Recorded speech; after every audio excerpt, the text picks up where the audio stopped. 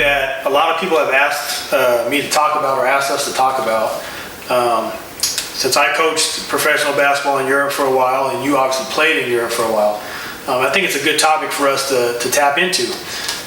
So a lot of people want to know, like, what is the impact that the European players are having on the NBA? I mean, how have the European players that have come to America to play in the NBA, how have they changed the game? You know, in time, they've changed it more and more. Mm-hmm. Right now they have the biggest influence on the game. Yeah. Everybody's looking for a European standout. Yeah. Everybody's looking for another Dirk Nowitzki type player.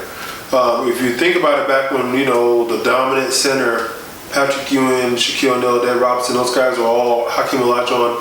Those guys were a big impact in the paint. Mm-hmm. Now you fast forward 20 years or so. Now you want a big guy that can shoot threes, dribble the ball, and really face up and make a move. So it really has impacted the game huge.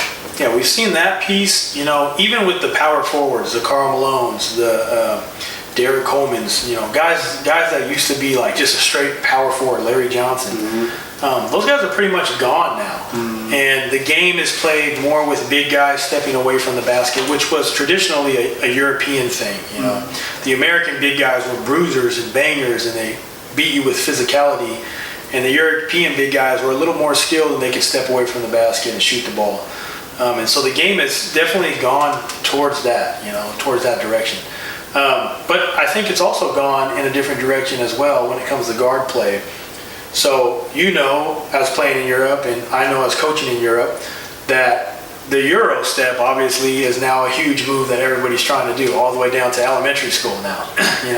And that was not a move that was taught in the United States when we were coming up. Right. But now it's a move that's you got to have in your arsenal. That's right. And you got to be able to finish with both hands with it. So the European game has definitely made a huge impact. Mm-hmm. Now we'll drop a name on you. Remember Rick Smits? Yeah. Played for the Pacers forever. Yeah. Was he from Germany or somewhere? I think it was. I forgot. But played at Utah. Yeah. Did he play Utah? Played college at Utah. Yeah. Okay. That's the European. Dunking Dutchman. The Dunking Dutchman. Yeah. That's what his name is.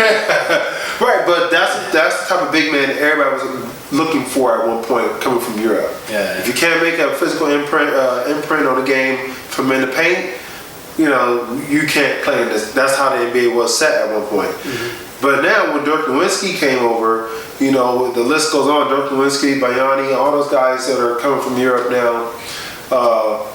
You want the big man that can shoot the three. You want the big man that can dribble. You don't want the back to the basket big man. It's good to have in your back pocket skill level type of skill, but now this is mandatory. Even like a Paul Gasol and Marc Gasol. Look at Brook Lopez. Brook Lopez with the Bucks. And then I don't recommend every big man go European, but people like Brook Lopez that can do a little less of that. But stepping away, like you said, Euro step.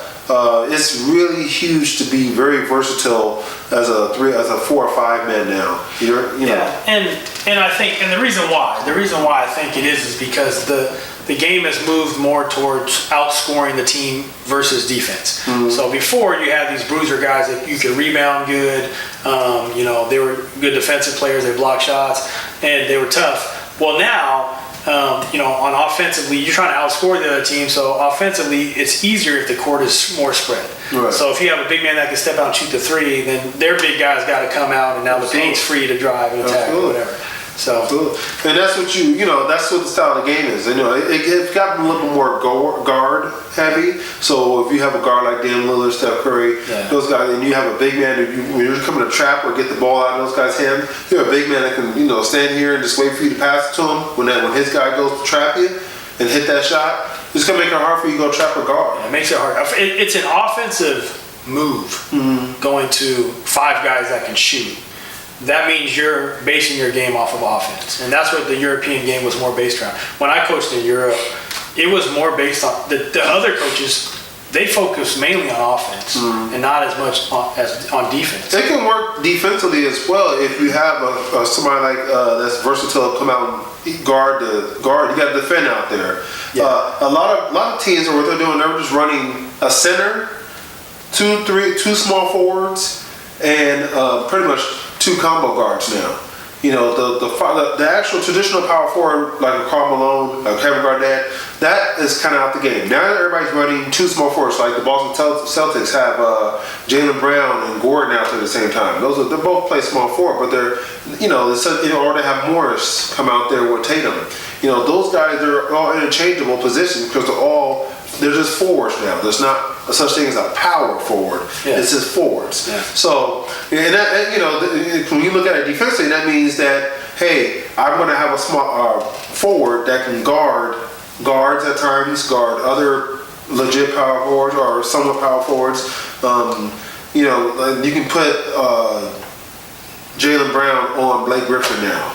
You know, it's not going to be a big mismatch for the most part. It's pretty much how Nick's style of basketball is now. Well, I think what we should talk about as well is why was it this way in Europe and not in America? So when I first went to Europe, what I noticed was that they all played a certain way, more of a team-oriented game and less of an athletic game. Mm-hmm. So their game wasn't based on athleticism.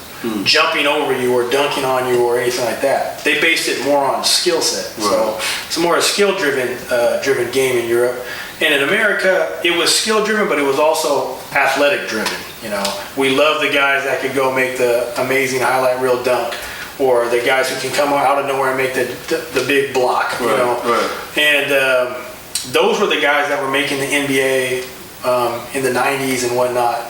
And they just didn't have those kind of guys in Europe. Well, you gotta go with selling too. Yeah. You know, it's a business. So you know, if in a draft, I'm looking at, you know, a European big man that can shoot and jump and all that, and handle the ball a little bit, or am I gonna look at a young Vince Carter? You know, which one do I want to get? I mean, a lot of guys are thinking, hey, I'm gonna go get Vince Carter. He's gonna make the crowd go ooh and all that good stuff. But you know, long term, you know, you want to get that European big man that can stretch the floor and pan out, maybe even build around him if you're fortunate to. But it's all about where you at right now. If you have the right pieces for a European player to come in, then I would get a European player. But an athletic, an American style player, you know, is all about what you can do. Because sometimes if you put the right American player with enough Europeans, that American player makes everybody else look good. You know, so you can, you know, if you think back like, you know, Utah Jazz or somewhere in that situation when they got Donovan Mitchell and, you know, Rubio, Gobert, you know, but, you know, Donovan Mitchell kind of is the American guy, and he has all the guys to go up here and all the guys to, you know, kind of build around him. Well, what I noticed, if you want to look at, because from my perspective, I like to look at how did it get this way? How come their game developed differently than our game in America? And when I look at that, what I see is, well, first of all, they didn't have the athletes that we had in America. They didn't have as many athletic players. Coaching. And not only coaching. I think also, you know, they didn't have as many athletic players, and also their rules of their professional leagues are different. They can play a straight up 2-3 zone and put a big man in the middle and nobody's going to dunk tonight. Right. You can't do that in the NBA. Right. So when you can do that, it's more like a college game. It is valuable to have more shooting and whatnot when a team can just run a straight up 2-3 zone. Whereas in the NBA, you can't really run a straight up 2-3 zone with the defense in 3 seconds or the illegal defense that they had. And so that right there, it makes it better for the athletic player who can get to the basket, because, you know, if I can beat my guy and get to the basket, it's pretty much a dunk. I'm going to get a dunk or whatever, you know, because the help side can't just be parked right there, camped in the key, waiting for you, you know. So I think that's also part of the reason why their game developed a certain way and the NBA's game developed a certain way, because of the rules. Well, definitely. I mean, when I played in Europe, I remember getting called for travel multiple times. Well, that is another thing that we should talk about. Yeah, you know, but that's just how the rules are played out there. They have a different interpretation of the travel rule in Europe than they do in the United States. And it slows the game down out there for me, because of their travel. It really slows the game down. Yeah. And like I said, rules are different, coaching styles are different. I mean, when I was in Europe, you're not going to get the typical AAU guy who's, get the crossover, you know, like, no, they're not. They're based on the team system. Yeah. Team system based on skills, learning how to, you know, set a proper pick. That's AAU basketball in Europe. So that's why I said coaching, because you know, here in America, you can get the guy that's just, down the street guy who just wants to see a bunch of moves and ooh and ah. Or in Europe, you're going to get the guy who wants to teach and develop and show you how to do it right. Yeah. Well, in my opinion, like when you go to college in America, that really resembles the European professional game. The NBA is something totally different, and mainly because the NBA is for entertainment. So like you said, it's a business, it's selling tickets. So they make those rules for that sole purpose, not because those rules help the game. Right. They have the illegal defense rules so that we can see more dunks and highlight real plays. That's to sell tickets. That's just to sell tickets, where they don't have that in any other country. So, that kind of changes things. When it comes to the coaching, it's a mindset. It's a different mindset that the European coaches have, and the players grow up playing that way, of more of a team-oriented game, and they don't break away and do so much one-on-one. In America, now this is actually something I think you can see in society in general in America versus Europe. It's a more individualistic society in America. And kids come up in America playing, working on their individual game and their individual moves. Whereas in Europe, they don't do so much individual work. They're more on a team, Yeah. a team. So if you were to give yourself a couple years back when you were playing, what would you want to be developed as, an American player or a European player? Well, I think, honestly, if I was being trained as a European player, it may not be for my position as point guard. It probably wouldn't have been as fun. Why? When you're younger, one of the things that attracts you to the game is the cool plays that you see. For guards, the crossover. Any position, Theo. If you were a European, if you were 20 years old again, and the NBA was looking at you, would you want to be developed as an NBA player, an American player, or as a European player? What would you like your, So are you saying Europe only develops a certain position, or are you saying that? No, I'm just saying that you will rarely see a European guard with killer crossovers and all of that. You just won't see it. Okay, in 2019, before Luka Doncic, named one European player that was breaking people's ankles and breaking them down. They were all shooters. I'm about to tell you. They were all shooters. Rudy Fernandez. No.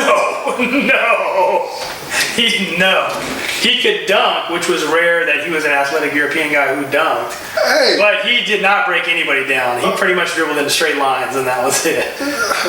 You didn't see your Tim Hardaway. So which one would you be? Stephon Marbury. You didn't see. So you're saying Europe develops a certain position better than the other? No, I'd say. Would you come in? I'm not saying it's not about position. I'm saying that they have a totally different focus. That's not so focused on individual skills.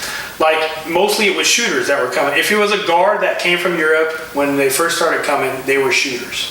Drazen Petrovic, Stojakovic, they were shooters. If it was a big man. So, as a point guard that you can't come in as a shooting point guard. There's a lot of, Calderon. Nowadays they prefer a shooting point guard. But when I was growing up, they didn't. Hey. Yeah. You could have brought that to the game, though, Theo. That's what I'm trying to tell you. Yeah, maybe. The game wasn't played that way. Right. The game wasn't played really for the point guard to score all the points, as it kind of somewhat has transitioned to now. I mean, if it was, Mateen Cleaves would have never made the NBA. Oh, no. Stop it. And Jock Vaughn would have never made the NBA. Stop it. Eric Snow, the list goes on and on. Those guys were traditional point guards, not scoring machines, kind of like they are now. Right. Okay. So, anyway, in the end, what do you think? Do you think it's affected the NBA for better or worse? Because remember, we also got flopping from Europe. We also got flopping. We also got the flop. We did. The simulated foul. I know. A little bit of both, to be honest with you. I mean, if you take out the flop, I think it would be all thumbs up. But, the flop really hurts it. But, hey, at the end of the day, right now, I think today's style of play, it helps. It's huge. Everybody's, our best player, Giannis, is a European guy, from Greece. So a lot of the guys that are in our league right now that are really doing good and making an impact with their organizations are Europeans. Yeah. Do I think this is a good decision, or how do I think has influenced the game? Huge. Yeah. And I mean that more in a positive way than bad. Mm-hmm. So, it's just amazing that now that we're all kind of going from the son of the Sean Kemp big man that's dunking all over you, we're going to the more finesse, skilled big man that can finish with both hands and shoot the ball. We're looking for that other than the other one. So that's pretty good. Hey, let us know what you guys think. I mean, have Europeans come to the NBA and destroyed the game, or have they helped the game? I mean, what do you guys think about it? Let us know. Leave a comment down below. Make sure to click the thumbs up button and subscribe to our channel. Exactly. We appreciate the support. Keep it coming.